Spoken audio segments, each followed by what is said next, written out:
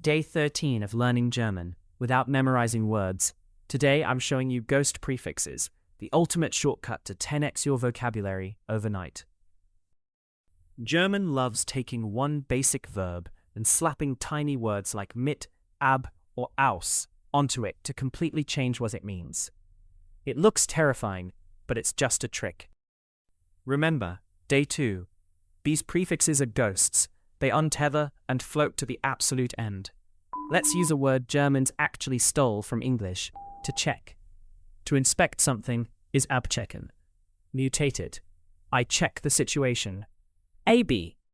Look how effortless. Ich checke die Situation ab. Want to say, are you coming along? The verb is mitkommen. Mutated. Come you, mit. Stop memorizing thousands of separate words. Just master the ghosts.